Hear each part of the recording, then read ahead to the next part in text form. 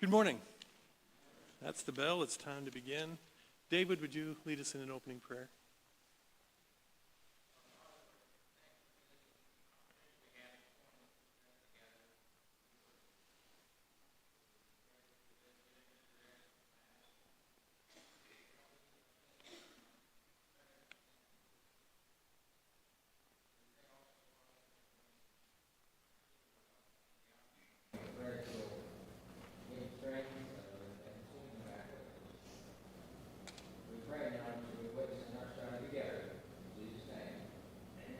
Amen.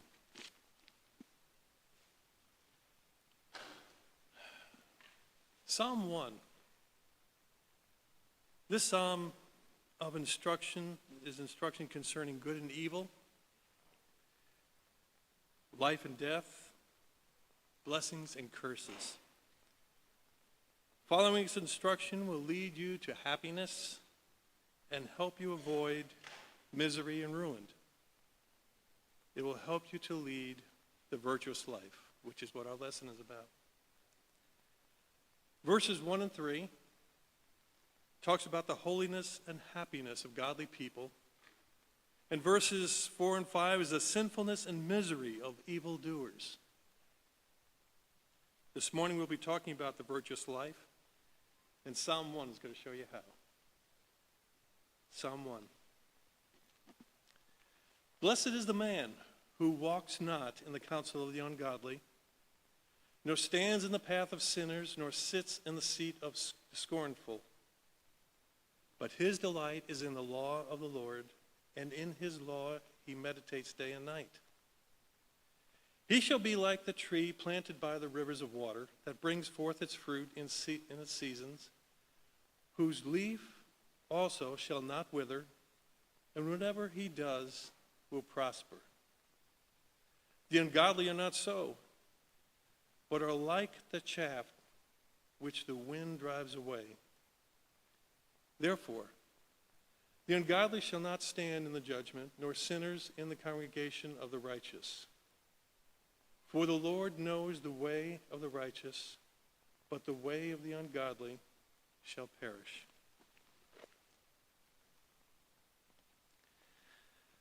Psalm 1 begins with the word blessed. The whole passage hinges around this one word. We hear it a lot, but how do you define the word blessed?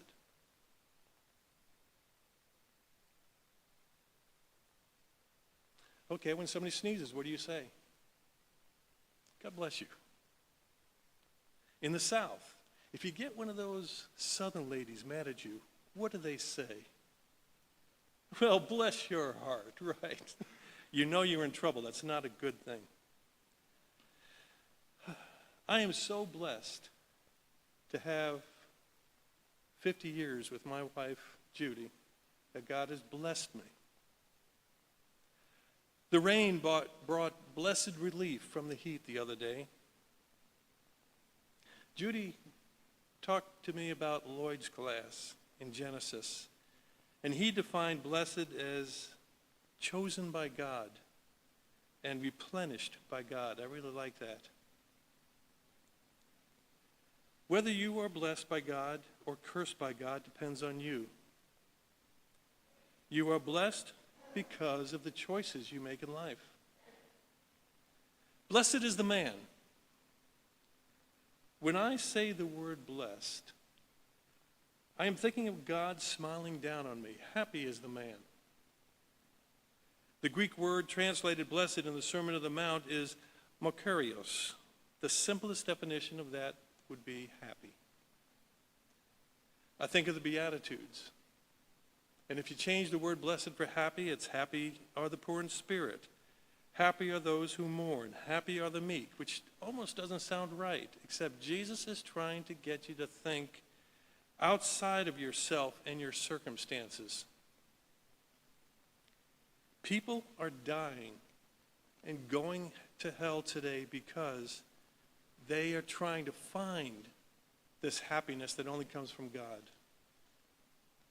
They get into drugs, sex, things, power, but are finding themselves more miserable as they reach for each new thing.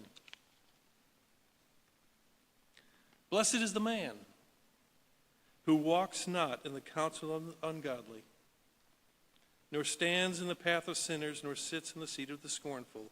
A great example of somebody, when I think of this verse, is Solomon, a great king. At least he started out great. When Solomon first became king, God came to him in a dream and said, Solomon, what can I do for you?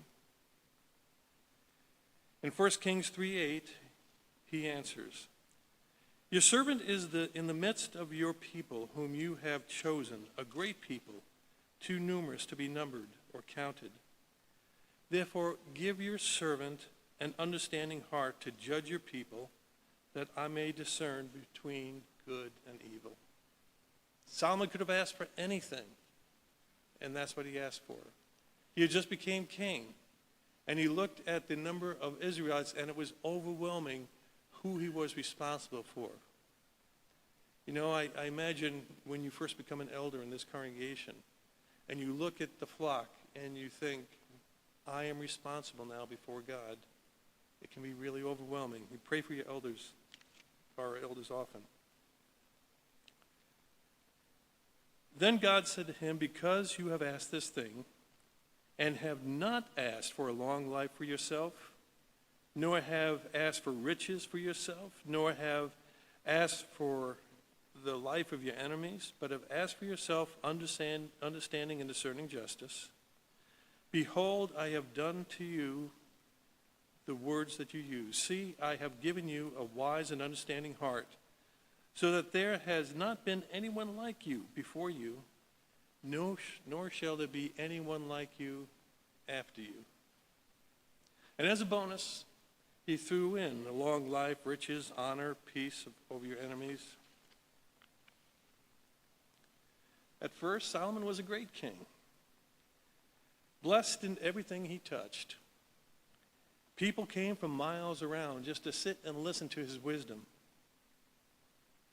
In 1 Kings 10, the Queen of Sheba came and traveled a long way just to see if the things that she heard about Solomon were true. She tested Solomon with all kinds of hard questions, and Solomon answered her questions. Nothing was too hard for him to answer.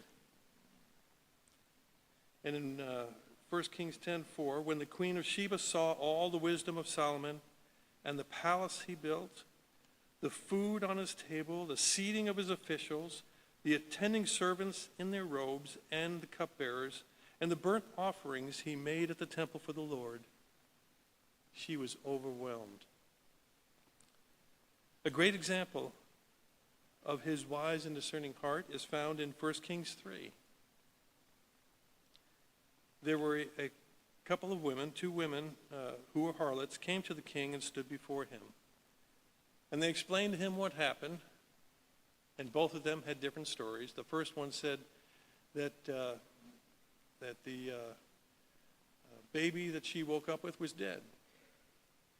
The second, but this is not my baby. She has my baby. They had babies about 3 days apart. The second one said, no, that's not true. This is my baby. She killed her own baby. How can you possibly figure that one out? I like Solomon's answer. The king said, okay, somebody get me a sword. Take the sword and go ahead and split the baby in two. And each of you now can have half a baby, and that's my justice. Well, of course, the mom would rather see her baby live than to be killed like that. And so she said, wait, king, give the baby to the other lady. And Solomon said in verse 27, so the king answered and said, give the first woman the living child, and by no means kill him, for she is his mother. And all Israel heard the judgment which the king had rendered, and feared the king, for they saw the wisdom of God was with him to administer justice. For years, Solomon blessed the nation of Israel. But then something happened. He started seeking blessings and happiness outside of God. Today, it might look like this. God, please give me that Tesla. I will be so happy if I just get a new Tesla. God, I'd love to have that 5-bedroom house. Please, just give me that 5-bedroom house and I'll be so happy. Or if only I could marry Betty Lou, I would be happy. No, I don't know anybody named Betty Lou, Judy. So did it work for Solomon? His answer is found in Ecclesiastes. Ecclesiastes 1:2. Vanity of vanities, says the preacher. Vanity of vanities, all is vanity. NIV says meaningless, meaningless. Everything's meaningless. How did Solomon degenerate from such a wise man to such a depressed state in his life? Keep reading Ecclesiastes. Chapter 2, verse 10. Solomon explains, whatever my eyes desired, I did not keep from them. I did not withhold my heart from any pleasure, for my heart rejoiced with all my labor, and this was my reward from all my labor. And then I looked at my works that my hands had done, and on the labor on which I toiled, and indeed, all was vanity and a grasping after the wind. There is no profit under the sun. Or NIV says, nothing gained under the sun. But as the end of his life was approaching, he looked back and reflected on these words. In Ecclesiastes 12:7, he said, then the dust will return to the earth as it was, and the spirit will return to God who gave it. Vanity of vanities, says the preacher, all is vanity. Verse 13, I like the way the NIV says this. Let us hear the conclusion of the whole matter. Fear God and keep his commandments, for this is the whole duty of man. He finally got it. So let's see what happened to this wise man, according to Psalm 1. Walketh not. Blessed is the man that walketh not in the counsel of the ungodly. 1 Kings 11, verse 1. But King Solomon loved many foreign women, even though God told him not to. Verse 2. God told him, you shall not intermarry with them, nor they with you. Surely they will turn your heart after their gods. But Solomon clung to these women in love. And he had 700 wives, princesses, and 300 concubines. And his wives turned his heart away. For it was so, when Solomon was old, that his wives turned his heart after other gods, and his heart was not loyal to the Lord his God, as was the heart of his father David.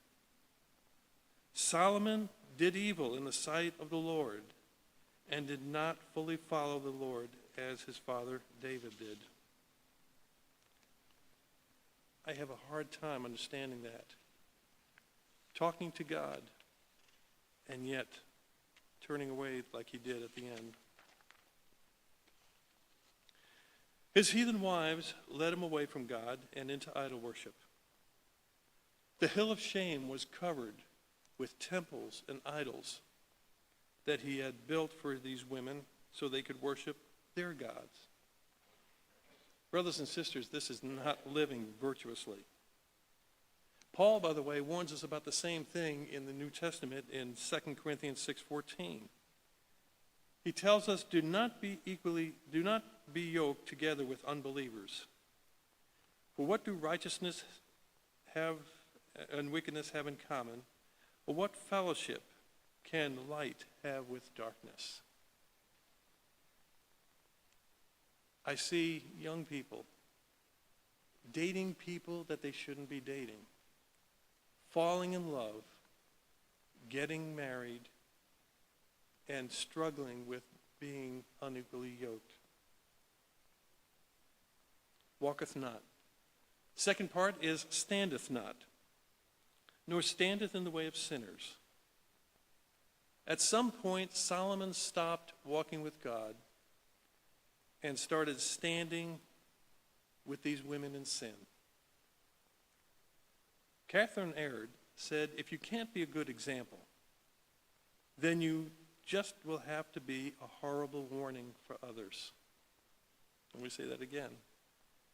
If you can't be a good example, then you're just going to have to be a horrible warning for others. The wisest man that ever lived failed to guard his heart and stand, and he stood with the ungodly. 1 Corinthians 15:33, do not be deceived. Bad company corrupts good morals. And Proverbs 4:23, keep your heart with all vigilance, for from it flows the springs of life. A wise man once told me that the Christian walk was like being in a rowboat in the stream of life. You keep rowing. You have to keep rowing. Keep on keeping on. And if you stop rowing, if you stop trying, you never stand still. You always start drifting backwards. Are you standing with sinners? Oh no, these people are my friends. We need to be vigilant. My friends are why I got into a lot of trouble as a teenager. Judy's wondering what I'm going to say. Anyone here ever smoke? You don't have to raise your hand. Did you do it on your own? Or was it a friend who invited you to take a drag? Is that what got you started? With me, it was just that. Try it, you'll like it. And at 17, I was hooked. Friends. So we used to smoke during lunchtime in high school. It wasn't allowed, so we would hide in the prop closet in the on the stage, and we'd lock the door. And that worked great for a while, but one day there was a knock on the door. Okay, I know you're in there, open up. It was the assistant principal. So they opened up the door, and everybody went except Mark and I just kind of made the door shut by itself. I know there's somebody else in there, open up. Now, in this prop closet, there was like a chimney that you would shimmy up that chimney and be above the auditorium, and we would adjust the spotlights for the plays and the music concerts. And so I shot up there, and Mark tried to, and he wasn't very good at it. And just as he was almost up over the ledge, the door opened. And the assistant principal saw these two little cowboy boots dangling out of the ceiling. Come down, don't do this. Well, I said to Mark, do you want me to help you up? He says, yes. So I helped him up, and we had to walk. I never did this in the pitch dark, by the way, on a 12-inch plank, about 20 feet that way, and it stopped. You had to step over 20 feet that way, and it was a 50-foot drop if you fell through the ceiling. I said, Mark, just hold on to my belt loops real tight. We made it across the other side, shimmied down that chimney, and I thought for sure when we opened up that door there'd be a welcoming committee. There was nobody. They thought we had went to the back of the auditorium to the door back there. So we got away with it until he saw Mark's cowboy boots in the hallway. And I found, it wasn't this Mark, and I found myself sitting in the principal's office, or the assistant principal's office, waiting for my mom. And I never forgot when Mom had to come to the school and the look on her face, because I've never been in trouble before, never got caught, never been in trouble before.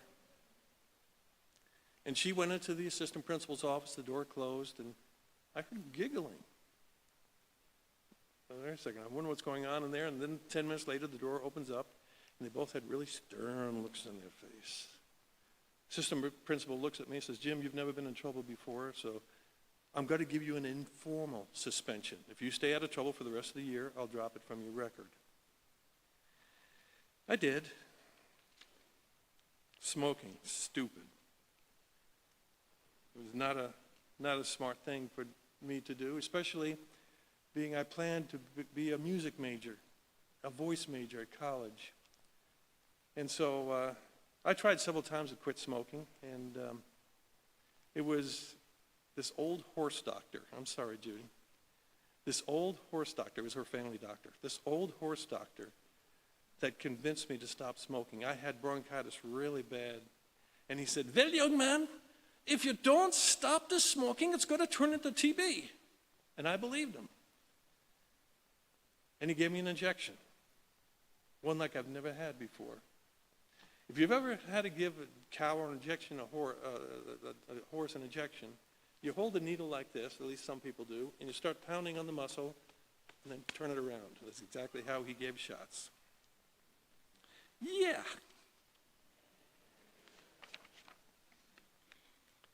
Here's another illustration. Where I was standing where I shouldn't have been standing. This time it was with a brother. And this is such an important lesson for you guys. Many church splits have happened because people don't listen to this verse. Watch who you stand with. I was standing with a brother whom I highly respected over in the church parking lot. Not this church, and it was years ago. And we started talking about some contentious goings-on in the church, and then he shocked me.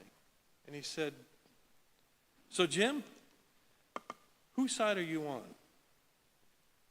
Well, neither one, Frank. That's not his real name. Each one of these men are accusing the other of falsehoods. Both are good, honest men, Frank. And I believe we have two men who are seeing the same thing differently. Neither one is lying. Neither one is dishonest. It's just a difference of opinion. And you see this in court all the time. You have two witnesses that saw the same accident come and describe two separate things because their perspectives were different. Then the shocker. He looked at me and said, Jim, you have to be a man and pick a side. Needless to say, I did not stand with that man anymore. And shortly thereafter, the church split, and a lot of good people were hurt. Blessed is the man who does not stand with sinners, the virtuous man. There's a story in Luke where two men were talking to God, and the first one was like my brother in the previous story. In Luke 18, verse 10, two men went up to the temple to pray, one a Pharisee and the other a tax collector. The Pharisee stood by himself and prayed, God, I thank you that I'm not like other people, robbers, evildoers, adulterers, or even this tax collector. I fast twice a week. I give a tenth of all I get. But the tax collector stood at a distance. He couldn't even look up to heaven, but he beat his breast and said, God, have mercy on me, a sinner. I tell you that this man, rather than the other, went home justified before God. For all those who exalt themselves will be humbled, and those who humble themselves will be exalted. Finally sitteth not, nor sitteth in the seat of the scornful. This is the final step. You walk where you shouldn't be walking. You're standing where you shouldn't be standing. And finally, you sit down in fellowship. You sit down in the mud. And Solomon lost it all. Integrity, virtuosity, and his relationship with God. He finally gave in and sat down. He became like the wives that he married, an idol worshiper. He got what he thought he wanted, women, possessions, but that did not bring him the happiness he was seeking, and he became a most miserable man. Blessed is the man. That was Solomon in the beginning of his reign. Cursed is the man. That was Solomon at the end. Nor sitteth in the seat of the scornful. Okay, let's talk politics, and I think you'll understand this. Okay, let's not. That's not a good subject to bring up, but I want you to think in your head, and I'm sure you can make your own illustrations. Do not be deceived. Bad company corrupts good morals. For example, at work, you're walking someplace where maybe you shouldn't have been walking, and something catches your ear. Probably you should not have been walking there anyway, but you stop and listen, and you stand there a little bit and taking it all in. And then you slowly sit down with these people, and you're hooked. This is great. You are really feeling good and accepted by this group now. This could be school as well. Yet the happiness and joy from the Lord is drifting away, and you lay awake at night and sleep doesn't come, and you wonder why. Another example. When's the last time you walked into the living room and saw something on the TV that was kind of juicy? You stop and you stand and you watch for a minute, never intending to watch. And finally, you slowly sit down on the couch and you watch the whole show. Sin is a progression. You need to nip it in the bud, as Barney used to say, and just keep walking.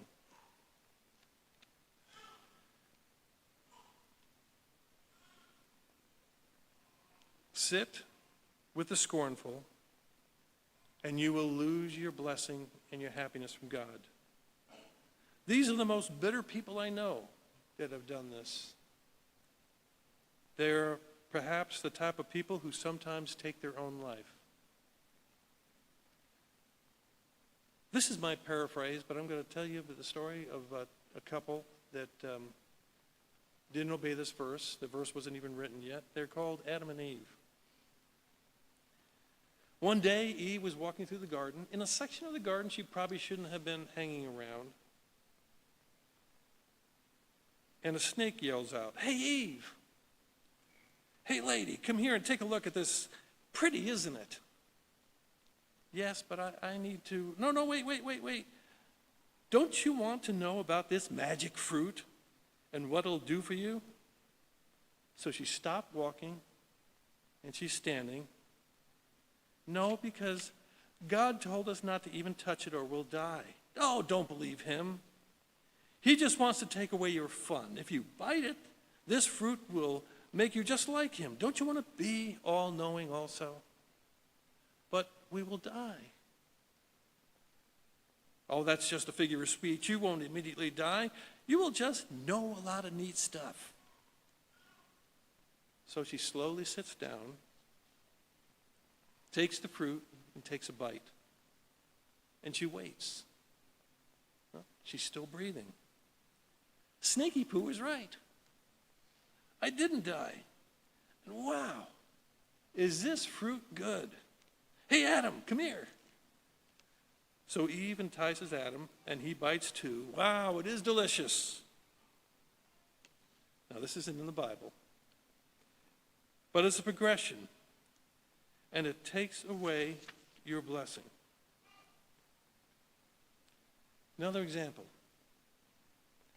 A young couple are out on a date, alone in a car. They know better than that, but they really love each other.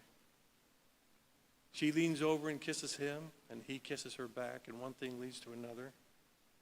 And they do something that they know God forbids, but wow, now we know how good this fruit is.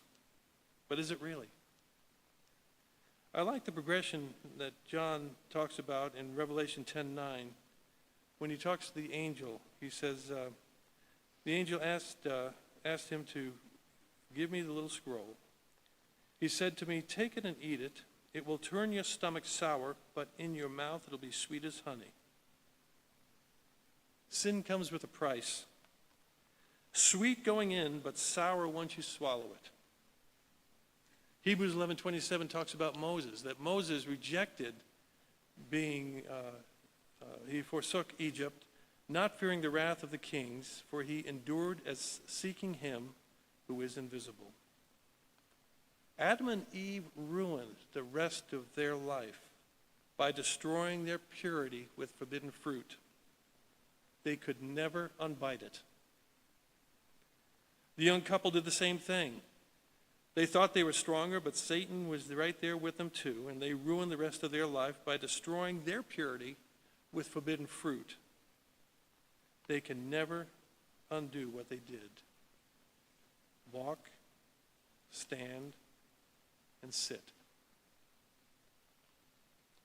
James talks about this progression in James 1:13. He says, "Let no man say when he is tempted, I am tempted of God. For God cannot be tempted with evil, neither tempteth he any man. But every man is tempted when he is drawn away on his own lust and enticed. Then when lust hath conceived, it bringeth forth sin, and sin, when it is finished, bringeth forth death." My grandma used to say, well, he made his bed, he can sleep in it. Solomon got everything he wanted in life and died a miserable man.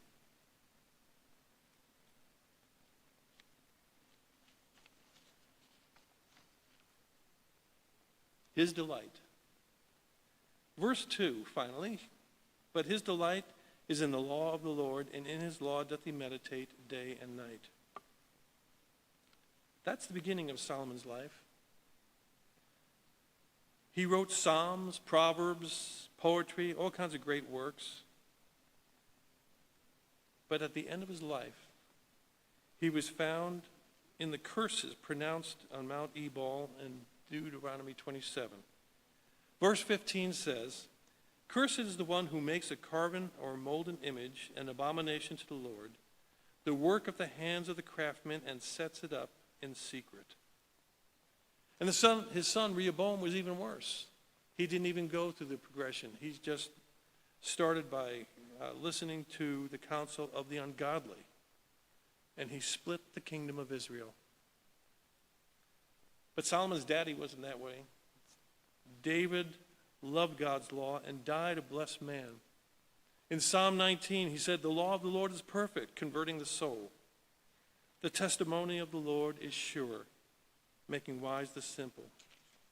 More to be desired are they than gold, yea, than much fine gold, sweeter also than honey and the honeycomb." Finally, the tree. Verse 3, "He will be like a tree planted by streams of water, which yields its fruit in its season, and its leaf does not wither, and in whatever he does, he prospers." Does anyone know what a Florida cypress tree is? It's one of the biggest trees in Florida. Its height can grow as high as 150 feet, 50 feet wide. The trunk can be as thick as 6 feet. And it usually grows near rivers. It does grow near rivers. And the oldest one in Florida was 3,500 years old before somebody vandalized it and burned it. It has a massive root system. And even in dry weather, it can go really deep and still find water. Plants all around this tree may die, but this tree is still green and continues to flourish. Deep, massive roots. During great windstorms, other trees are blown over, but because of the root system of this tree, it continues to stand. This is you when you obey the first verse of Psalm 1. Judy and I have weathered a lot of storms in our 50 years. Come this August 3rd. Cards back there.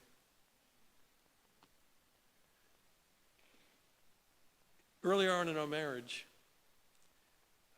we packed up all of our belongings and drove from Syracuse, New York to this little Bible college in Williamstown, West Virginia, 500 miles. It was hard, but our roots were deep, even in our early Christian walk. When working with the Williamstown Christian School, sometimes people forgot to pay their tuition, forgetting that those tuitions are what pays the teachers. And Judy and I went 4 weeks without a paycheck. We had one meal left. It was Sunday night. Liver. Now, Judy and I disagree with how that was prepared. I still think it was boiled and plopped on the plate, but I think she did something a little better than that. She tried. In the middle of the meal, I said to the kids, because they were complaining too, boiled liver, let's pray one more time. Dear God, your word says, David says, I once was young and now I am old, yet I've not seen the righteous forsaken, nor his descendants begging bread. God, we claim that promise. Amen. Monday morning, we opened up the door. It was this lady, Barb Roush. Barb was dying of cancer and had been bedridden up until Monday morning. And she said, Jim, I've been wanting to do this since you guys have moved back. It's called an old-fashioned pounding, and she walked in with 5 bags of groceries. Brothers and sisters, nobody knew that I didn't get paid except God.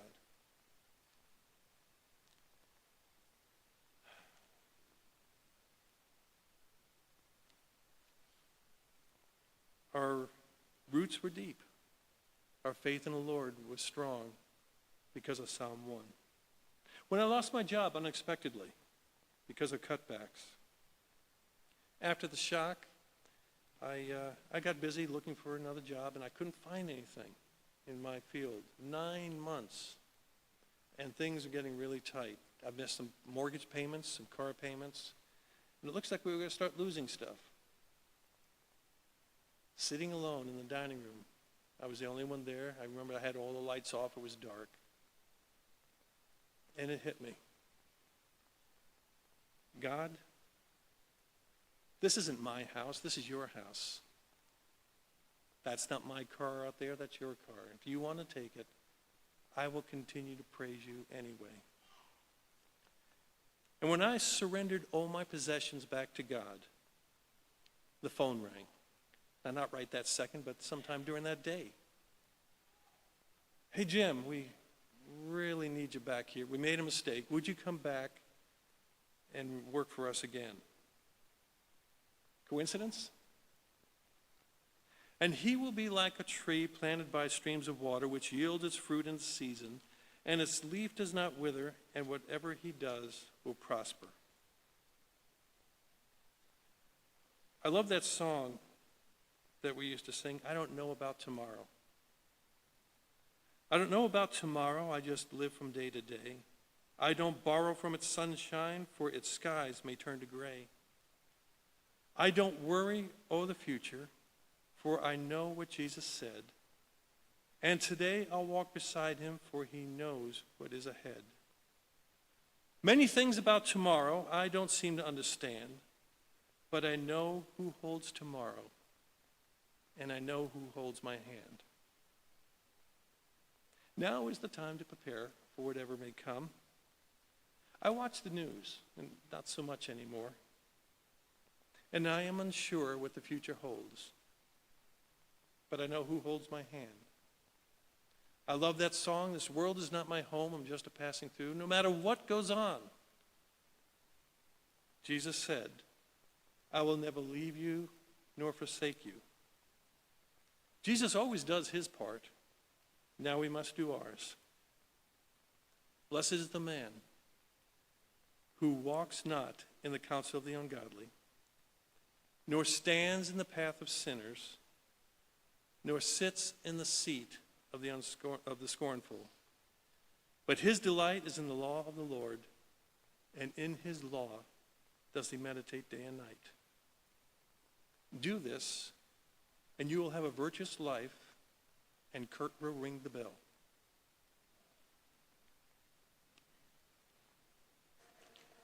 Told you so. How did I know that?